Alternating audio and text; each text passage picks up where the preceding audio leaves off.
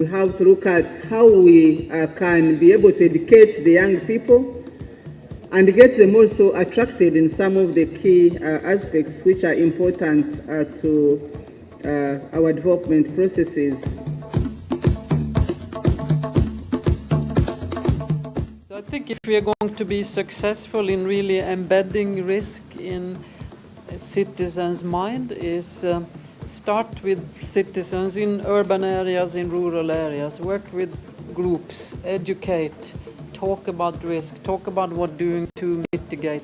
The situation in Nigeria, and that this conference supports the quick intervention of government and other government friends and agencies to finding the Chibok abducted girls.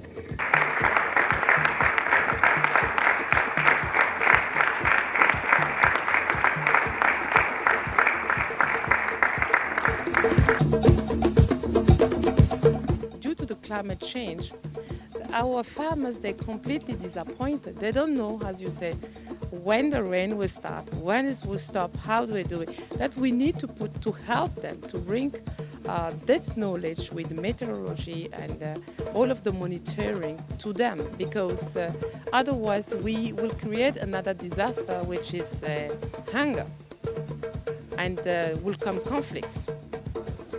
We need reliable, concrete, and timely weather information so that if there are droughts impending, which are our greatest bother, we are told in advance.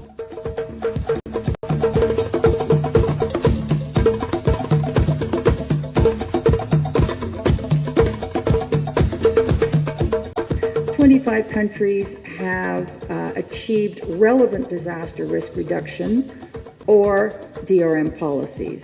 Island states, for example, in the Indian Ocean, have recently taken advantage of risk insurance mechanisms."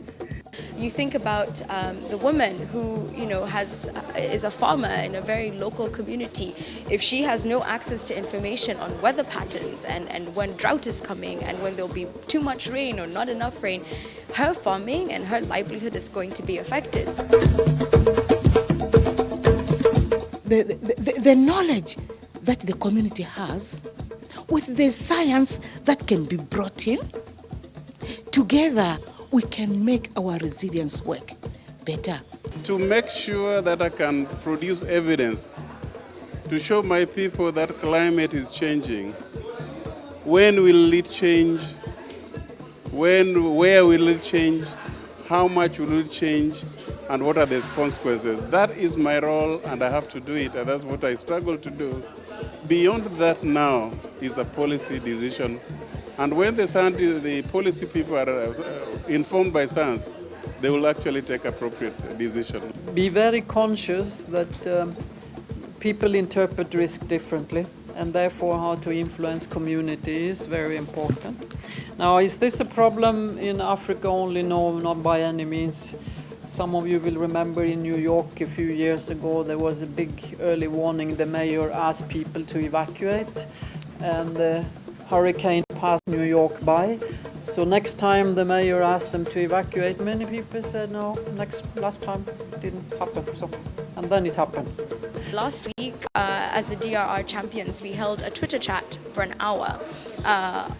And within that hour, we were able to reach 30,000 different young people within the region alone. So if you can just imagine the kind of scope and the level that we're able to engage people in 1 hour, imagine what can happen if we are really brought on board as active partners.